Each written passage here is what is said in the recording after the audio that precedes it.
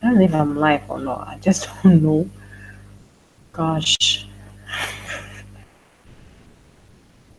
Okay. I don't even know what I'm in the middle, but um.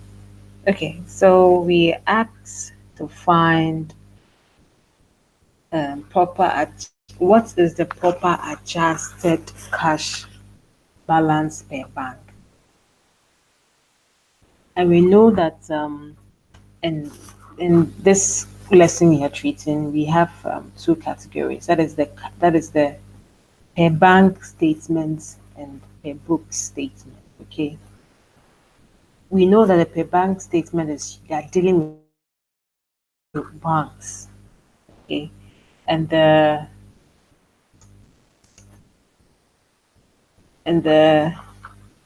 per books balance has to do with what goes on in the company. Okay, and to make it easier for you to understand this, you need to look out for these things.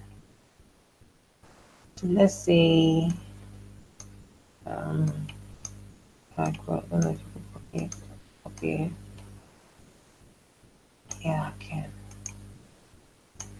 Okay, so let me see if I could paste it.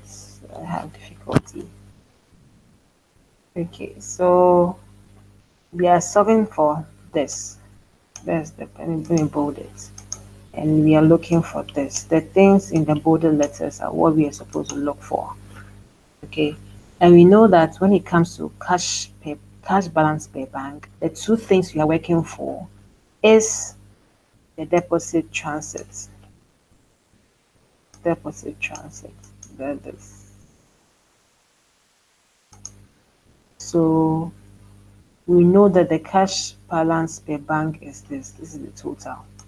Okay, that is the highlighted one. Then we add, so we remove this and add the bank transits, which is transit, which is this. Um, hope somebody understands this, which is this. Then we left it with the standing checks. Copy and paste. So the standing shares is this. Copy and paste.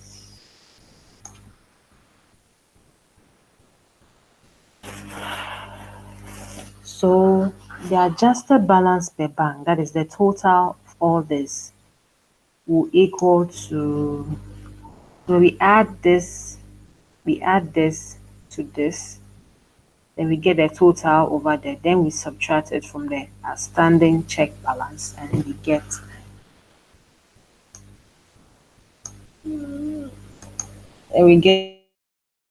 this to be the outstanding check balance.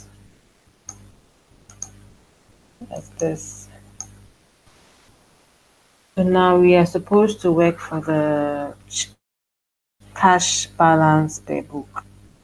This is the total. We all know that. So it's minus, so you add, and I know we see that we can add electronic funds transfer. That's if it's there, you add it. But when it's not there, then you subtract the NSF checks, NSF checks.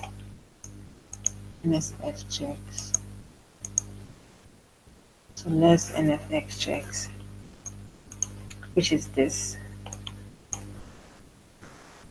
And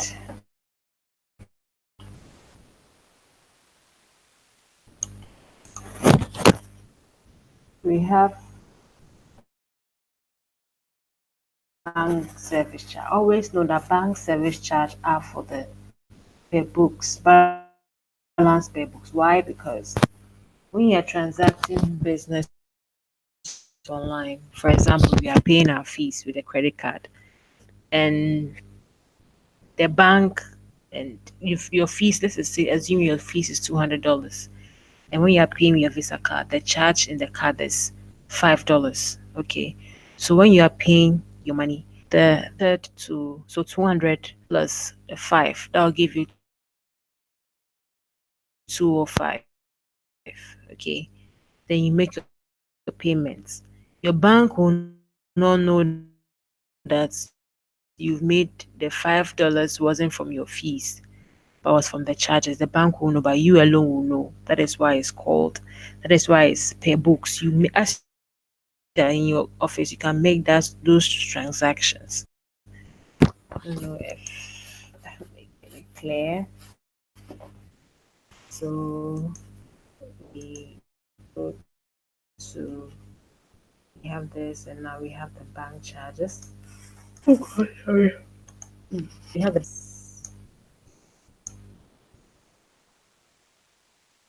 and we less this, and this. So the total, we total everything. We less this and this from this, and we'll get a total of total of this. And it makes sense. Okay. So always know that this is always equal to this. Always know that. So solve the now we're going to debit and credit. So we are asked to record NSF checks. We know is accounts receivable and cash.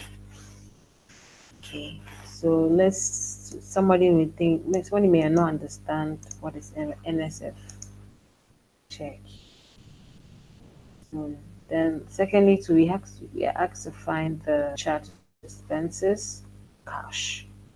That'll be, why is it bank charge expenses? Well, to me, it's it's like you are paying something out there. I don't even know how to explain this though, but yeah, so that's there.